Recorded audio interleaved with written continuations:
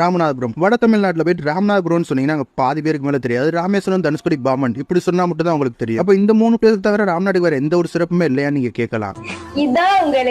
தமிழ்நாட்டிலே மிக நீளமான கோஸ்டல் லைன் கொண்ட மாவட்டம் ராமநாதபுரம் தான். அது மட்டும் இல்ல, மிக பழமையான வரலாறு உள்ள இடமும் ராமநாதபுரம் தான். கிட்டத்தட்ட ராமாயணம் காலத்திலிருந்தே ராமநாடுக்குன்னு ஒரு தனி வரலாறு இருக்கு. சிவனுக்காக கட்டப்பட்ட முதல் கோவில் ராமநாதபுரம் உத்தரகோசம் மங்கையில தான் இருக்கு. இந்த கோவிலுக்கு ராவணன் வந்ததாகவும் ஒரு வரலாறு இருக்கு. இந்தியாவிலே செகண்ட் ஓல்டஸ்ட் மாஸ்க் கீழக்கரையில் இருக்கு. இது கிட்டத்தட்ட BC 630 கட்டியிருக்காங்க. அப்புறம் சில வருஷத்துக்கு அப்புறம் ரீகன்ஸ்ட்ரக்ட் பண்ணிருக்காங்க. சவுத் ஏசியாலே ஃபர்ஸ்ட் கட்டப்பட்ட மெரைன் ரிசர்ச் சென்டர் மண்டபத்தில் இருக்குது. தமிழ்நாட்டில் இன்டர்நேஷனல் பார்டர் ஷேர் பண்ற ஒரே டிஸ்ட்ரிக்ட் நம்ம ராமநாதபுரம் மட்டும் தான். இது மட்டும் இல்லங்க, சதுப்பு நிலக்காடு, பவளப்பாறை, கடல் பாசி மூணையும் நீங்க ராமநாட்டில் ஒன்னா பார்க்கலாம். நீங்க வேற எங்கேயுமே இந்தியாவில பார்க்க முடியாது. அண்ட் தமிழ்நாட்டிலே மிகப்பெரிய கம்மா நம்ம RS மங்கலத்தில் இருக்குது. அண்ட் முக்கியமா ஃபிஷ் ப்ரொடக்ஷன்ல தமிழ்நாட்டிலே ராமநாடு தான் ஃபர்ஸ்ட் இடத்துல இருக்கு. அதுவும் வித் 27%. அண்ட் லாஸ்ட் அண்ட் ஃபைனலா முக்கியமா பிரிட்டிஷ் எதிர்த்து சண்டை போட்ட முதல் வீரப்பெண் வேலுநாச்சியார் இங்க தான் பிறந்தாங்க. அறிவியலுக்கு அப்துல் கலாம், சினிமாக்கு கமல்ஹாசன், சியான், ஃபுட் பிளாகிங்க்கு ராம்நாடு எக்ஸ்ப்ளோரர்ஸ் இந்த மண்ணில் ஏகப்பட்ட சாதனையாளர்கள் பிறந்திருக்காங்க. இது போக இன்னும் ஏகப்பட்ட பெருமையும் வரலாறு எங்க ராம்நாட்டுக்கு இருக்குது. வெளியில இருந்து பாக்குறவங்களுக்கு இது வேணா பாலைவனமாவும் தண்ணி இல்லாத காடாவும் தெரியல. ஆனா